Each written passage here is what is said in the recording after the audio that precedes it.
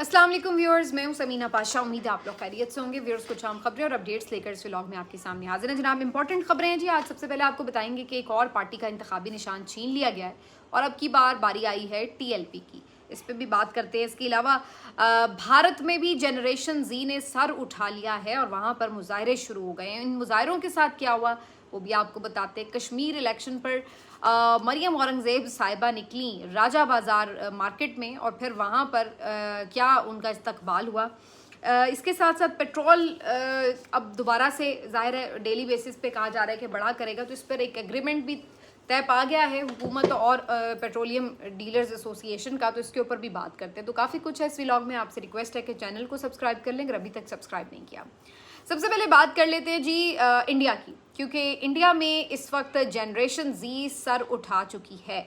आपको याद होगा पिछले दिनों एक पार्टी बनी थी कॉकरोच जनता पार्टी, और ये बेसिकली इसका तो वैसे बनना भी एक बड़ा इंटरेस्टिंग वाक़या था कि जब एक अदालत के जज ने तहकीर के अंदाज में नौजवान को कॉकरोच कहा, तो उसके बाद इसी वाक़े से मंसूब करके कॉकरोच जनता पार्टी बाकायदा एक पार्टी बना दी गई कि भाई ठीक है, अगर आप लोग हमें कीड़े मकोड़े और कॉकरोच समझते हैं तो फिर हम कॉकरोच ही अपनी ताकत इकट्ठी कर लेते हैं और आपको बताते हैं कि फिर कॉकरोच क्या कर सकते हैं। तो बहरहाल ये एक बड़ी अवामी किस्म की मूवमेंट है जिसमें कोई बहुत पॉलिटिकल एलिमेंट जो है वो नज़र नहीं आता।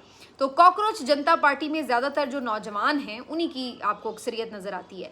कॉकरोच जनता पार्टी की तरफ से जो तालीमी इस्लाहात हैं उनके मुतालबे के साथ एहतजाज की कॉल थी और वज़ीर तालीम जो है वहाँ के, उनका इस्तीफ़ा मांगा जा रहा था नरेंद्र मोदी से। इस सिलसिले में बड़ी तादाद में, हज़ारों से भी ज़्यादा की तादाद में जो स्टूडेंट्स हैं, यंग नौजवान जनरेशन है, उनके जो रहनुमा हैं और जो आम लोग हैं, ये लड़के लड़कियां सड़कों पर निकल आए और इन्होंने दिल्ली में एक बहुत बड़ा प्रोटेस्ट जो है वो ऑर्गेनाइज कर लिया। आप देख सकते हैं मनाजिर के काफ़ी बड़ी तादाद में ये लोग जमा थे, कोई छोटी मोटी तादाद नहीं थी। लेकिन यहाँ पर नरेंद्र मोदी भी लगता है कि पाकिस्तान से बड़े मुतासिर थे और वहाँ पर भी ऐसे ही हमें मनाजिर देखने को मिले जो प्रोटेस्ट्स में आजकल पाकिस्तान के अंदर देखने को मिलते हैं। यानी यहाँ पर भी पुलिस ने इन मुजाहिरीन के साथ खूब खातिर तवाज़ो की और इनको डंडे शंडे मारे, लाठी चार्ज किया, आंसू गैस की शेलिंग की गई। हैरत अंगेज तौर पर ये नौजवान वहाँ पर डट गए, पीछे हटने या भागने के बजाय ये खड़े हो गए सीधे और पुलिस एहलकारों को कहने लगे कि मारो मारो, जितना चाहे मारो, लेकिन हम वापस नहीं जाएंगे, हम पीछे नहीं हटेंगे। और वो बड़े साबित कदमी के साथ खड़े हो गए और उनको वो डंडे मारते रहे और इसकी वीडियोस भी बनती रही। तो आज हमारे पड़ोस में भी हमें इस किस्म के मनाजिर देखने को मिले जो हम पाकिस्तान में हर एहतजाज के मौके पर देखते हैं और अब हमारे लिए तो खैर ये न्यू नॉर्मल हो चुका है। अब इसके ऊपर नरेंद्र मोदी के लिए ख़तरात तो बढ़ रहे हैं, क्योंकि अगर नौजवान जनरेशन अगर एकदम एक्टिव होती है तो हमें अपने आस पड़ोस के ममालिक में तो ये देखने को मिला है कि फिर उन हुकूमतों का ख़ात्मा काफ़ी नागुज़ीर नज़र आता है। और आमतौर पर ऐसी एक जो मूवमेंट होती है जो अवाम के अंदर से उठे, उसको ये लोग कंट्रोल नहीं कर पाते हैं। हमने बांग्लादेश में भी देखा और भी जगहों पर देखा। तो जब स्टूडेंट्स मामलात अपने हाथ में लेते हैं तो सूरत हाल कुछ और बन जाती है।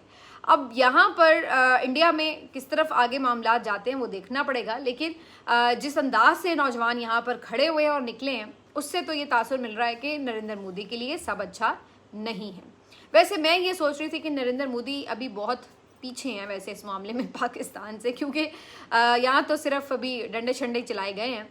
हमारे यहाँ तो मामलात कहीं इससे आगे बढ़ चुके हैं। बल्कि उनको सीखना चाहिए कि अगर डंडों के बावजूद भी ये नौजवान ना टले तो इनके ऊपर मुकदमात करें, गिरफ्तार करके इनको जेलों में डालें। फिर भी ना टलें तो इनको लापता कर दें, उठवा लें, डालों में डालें और गायब कर दें, और उसके बाद फिर गायब करके तो जो मर्जी करें हुकूमत खानों में। फिर भी ना टलें तो फिर इनके घरों में जाएं, इनकी माओ बहनों को घसीटें, उनके साथ बदतमीज़ी करें, गालम गलोच करें, उनको वहाँ पर जब आप तज़हीक उनकी करेंगे, तौहीन करेंगे, तो फिर ये टल जाएंगे। अगर बिल फ़र्ज़ के ये फिर भी ना टलें तो फिर भी आपके पास ऑप्शन मौजूद है कि ये नहीं टल रहे, बार बार सड़कों पर आ रहे हैं, तो भाई आप स्ट्रेट फायर भी कर सकते हैं। क्योंकि हमारे यहाँ ये भी बहुत अब न्यू नॉर्मल बन चुका है कि जनाब अगर आप किसी तरह नहीं रुक रहे, एहतजाज कर रहे हैं, तो फिर अल्टीमेटली आपके ऊपर शदीद किस्म के क्रैकडाउन के साथ फायरिंग भी कर दी जाती है और लोगों को मुंतशिर कर दिया जाता है। तो अभी नरेंद्र मोदी के पास काफ़ी ऑप्शन है, अगर वो पाकिस्तान वाले फॉर्मूले पर चलते हैं तो काफ़ी कुछ अभी आगे बढ़ने के लिए उनके पास ऑप्शंस हो सकते हैं। बहरहाल जी, अफसोसनाक है हमारे लिए तो ये देखना कि किसी भी जगह पर तशद्दुद का इस्तेमाल अगर होता है और उन लोगों के साथ होता है जो कि अपने हुकूक के लिए बात कर रहे हैं, तो ये एक अफसोसनाक मामला हुआ करता है। बहरहाल देखते हैं कि इंडिया में ये ऊंट अब किस करवट बैठता है।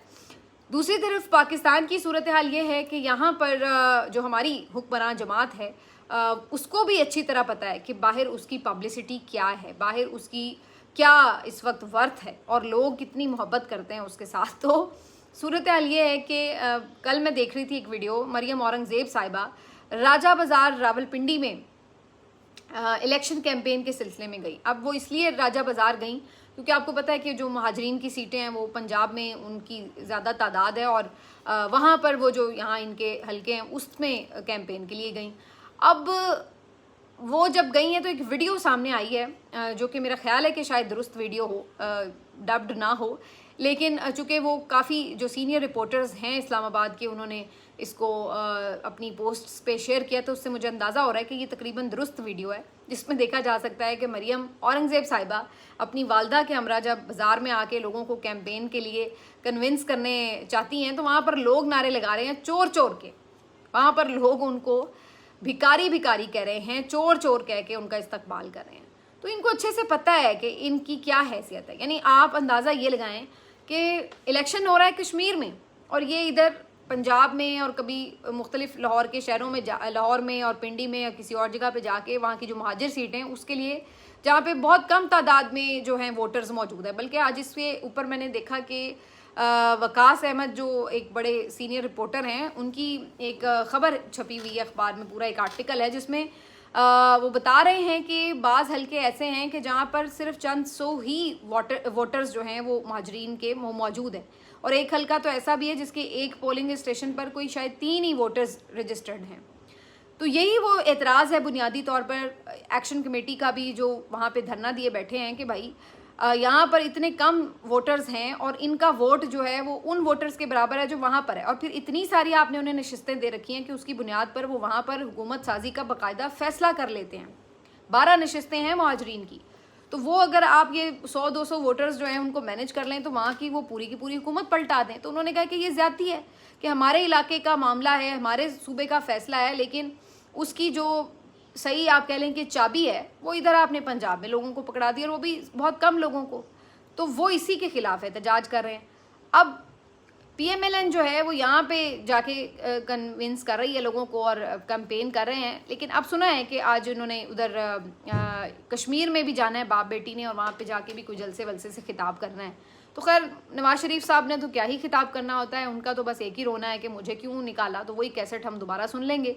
बाकी मरियम नवाज साहिबा ने जो झूठे सच्चे वादे इधर पंजाब में करने होते हैं वही उन्होंने उस तरह के दावे जाके वहाँ पे भी कर लेने हैं, तो यही उनका खिताब होना है। लेकिन ये इंटरेस्टिंग है देखना कि इन लोगों को पता है कि हमारी यहाँ पर क्या वर्थ है कि जल्दी से इन्होंने वहाँ जाने का सोचा भी नहीं। और मेरे ख्याल से बड़ा कोई कंट्रोल्ड किस्म का जलसा होगा जिसमें बड़ा तरीके से ही लोगों को छान के ही लाया जाएगा कि कोई बदनज़मी वहाँ पे ना आए या कोई ऐसा वाक़या जो मरियम औरंगज़ेब साहिबा के साथ हुआ है कोई इस किस्म की सिचुएशन ना वहाँ पे डेवलप हो जाए।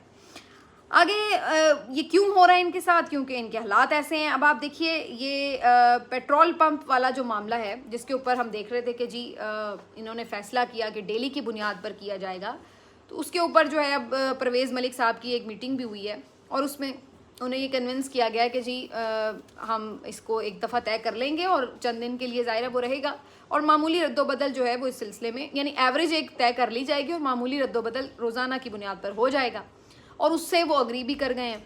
तो अब उसके बाद सिचुएशन ये है कि बहुत से शहरों में ये ख़बरें आई हैं कि पेट्रोल पंप जो हैं वहाँ पर पेट्रोल मौजूद होने के बावजूद भी पेट्रोल नहीं दिया जा रहा, क्योंकि अब उन्हें ये पता होगा कि जी पेट्रोल बढ़ने वाला है, तो हर जगह पे होर्डिंग हो जाती है, नहीं पेट्रोल दिया जाता है, और फिर जब महंगा हो जाता है तो फिर उसके बाद पेट्रोल दिया जाता है। और इस बात का कभी इम्कान है कि मज़ीद पेट्रोल महंगा होगा क्योंकि आलमी मंडी में भी मज़ीद कीमत बढ़ी है। तो अब उसके बाद इन्होंने ज़ाहिर है अपना मुनाफा तो कम करना नहीं होता, तो वो तो आपने देना ही देना है मुनाफा अपना, लेकिन साथ में जो आलमी मंडी की कीमत है वो भी आप ही की तरफ ट्रांसफ़र की जाती है। तो अब ये कुछ शहरों से इत्तलात आ रही हैं कि वहाँ पे पेट्रोल पंप्स जो हैं वो पेट्रोल नहीं दे रहे शहरियों को। अब ये खज्जल ख्वारी जो है वो आपकी रोज़ की है और आपने इसको बर्दाश्त करना है, तो मुबारक हो आपको, लेकिन ये सूरत हाल जो है वो आपको आइंदा भी नज़र आती रहेगी। लास्टली टीएलपी की बात करेंगे जी। टीएलपी का जो केस था इलेक्शन कमीशन में समाअत के लिए फ़िक्स था और मामला था कि जी इनके भी इंट्रा पार्टी इलेक्शन नहीं हुए और उसकी बुनियाद पर इनका जो निशान था, इंतखाबी निशान क्रेन, उसको इनसे वापस ले लिया गया है। तो टीएलपी जो है उससे भी निशान वापस ले लिया गया, यानी जो जमात पसंद ना हो या जिसके ऊपर अभी आपको गुस्सा है, जैसे पीटीआई का मसला हल ही नहीं हो रहा अभी तक इंतखाबी निशान वाला, तो वही जो छुरी है वो इन्होंने टीएलपी पे भी चलाई है। और उसमें हवाला दिया इलेक्शन कमीशन ने अपने फैसले में काजी साहब की जजमेंट का, जो उन्होंने पीटीआई के मामले पर दी थी और बल्ले का निशान वापस लिया था। तो वही जजमेंट का हवाला भी उन्होंने दिया है और उनकी भी जो क्रेन का निशान था वो छीन लिया गया है। तो टीएलपी भी अभी गर्म पानियों में है।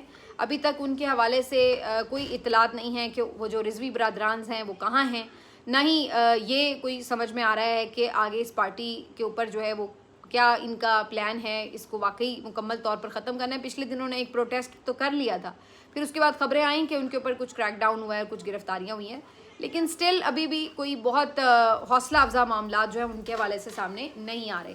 तो यहाँ पर भी अभी वही हार्ड स्टेट वाला जो मामला है बरकरार है और जो भी पार्टी हो, सियासी जमात, चाहे वो मजहबी लिबादे में हो, चाहे वो कोई भी जमात हो सियासी, जो भी इस निज़ाम के ख़िलाफ़ कोई आवाज़ उठा रही है या इनको कोई किसी हवाले से भी सड़कों पर आने के हवाले से चैलेंज करती है, उसके लिए फ़िलहाल इस पूरे सिस्टम में कोई गुंजाइश नज़र नहीं आती।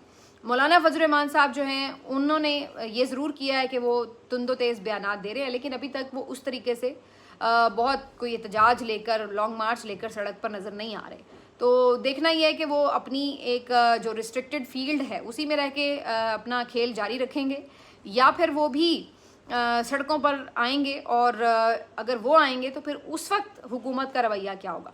क्योंकि हमने तो ये देखा है कि यहाँ पे कोई सियासी जमात आए, कोई मजहबी जमात आए, कोई स्टूडेंट्स आए, कोई भी आए तो उसको तो फेंटा ही लगा है। तो देखना ये है कि फिर JUIF के साथ इनका रवैया क्या होगा, जो कि पुराने इत्तेहादी भी रहे हैं।